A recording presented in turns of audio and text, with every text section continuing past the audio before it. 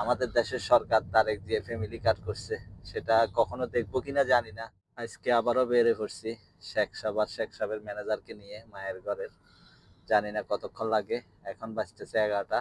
ওদের সাথে বাইর হলে তো হয়েছে মোটামুটি 3 ঘন্টার কম না।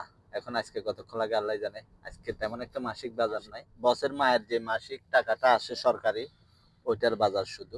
বসের মায়ের সরকারি যে কার্ডটা আছে যেটাতে টাকা আসে, এখানে বিধবা ভাতাও আছে, এরপর আরো বিভিন্ন টাকা আসে টুকটাক।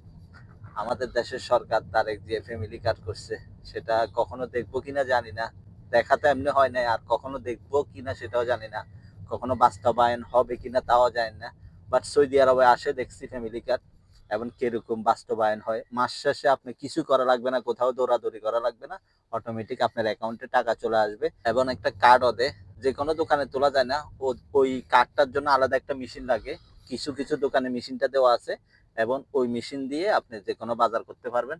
ভালো ডিসকাউন্ট দেয়। আবার ওই টাকাগুলো দিয়ে আপনি যে বাজার করবেন না কেন এবং যে দোকানে যাবেন ওই দোকানে ভালো একটা ডিসকাউন্ট দেয়। সো এখন বাজারগুলো করব। আমি যাব না অবশ্যই, বসের মায়ের ঘরে ম্যানেজার নামবে। ওই করে মোটামুটি, ওই জানে বাসার মধ্যে কি লাগে না লাগে, ওরই সব দায়িত্ব। মোটামুটি সুপার মার্কেটে কেনাকাটা শেষ। এখন আসছে কফি আনতে। কফি নেবে আর কোনাফা নেবে। এরপরে যাব ফার্মেসিতে। অবশ্য ও যাবে, আমার যাওয়ার দরকার নেই। ও আসছে যখন আজকে সবকিছু ও করবে। ও না করলে আমার পেরেশানি আর কি, আমাকে সব জায়গায় যাইতে হইতো। বাজার কফি শপে সব শেষ হলো।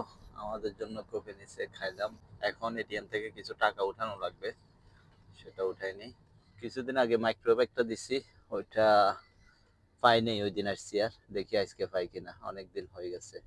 ওর গাড়িতে দেখতেছি ইনশাল্লাহ আছে। বললাম না, আমি শেখ শব্দের সাথে বাইর হইলে আমার ওই দিন 2-3 ঘন্টা চলে যায়। বাইর হয়েছি ঠিক 10টা 40-এর দিকে। এখন একটা বাসার সামনে আসি মাত্র পৌঁছাইছি। এই হইলো বাস্তবতা।